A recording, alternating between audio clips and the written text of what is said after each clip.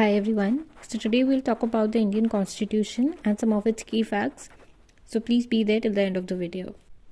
Talking about its definition, a constitution is basically a set of fundamental rules that determine how a country or a state is run. It is a set of written rules that are accepted by all the people living together in a country. In this video, we will precisely talk about the Indian Constitution. The Constitution of India was framed by the Constituent Assembly. We have already talked about Constituent Assembly in our previous video. I have mentioned the link in the description box. You can go and have a look at that too. The Constitution of India was adopted on 26 January 1950, celebrated today as the Republic Day, and there was no role of any external nation in framing the Indian Constitution. It was solely prepared by the representatives of India only. However, there are certain aspects that we have borrowed from other nations regarding which we will talk later in our video. The Constitution of India consists of 1 preamble, 22 parts, 12 schedules and 448 articles. The Constitution of India can be amended by Parliament under Article 368, which lays down the procedure for its amendment. And the Constitution has been amended 105 times since it was adopted. 42nd Amendment Act is one of the important amendments of the Indian Constitution. In 1973, the Supreme Court ruled under Keswananda Bharati case that Parliament cannot amend the basic structure of the Indian Constitution, and this change was made through the 42nd Amendment Act, which came into existence in 1976.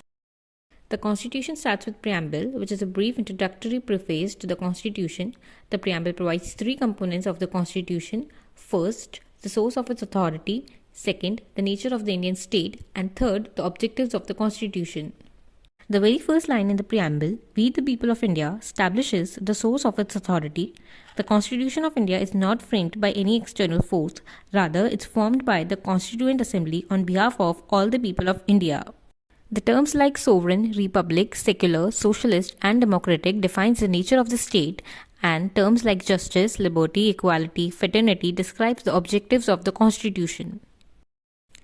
The last topic we will cover is the borrowed features of the Indian Constitution, and some of the major features we have borrowed from the British Constitution are the parliamentary system, Council of Ministers and Lok Sabha or the lower house, and from the US Constitution we have borrowed the preamble, fundamental rights, amendment of Constitution and independence of judiciary.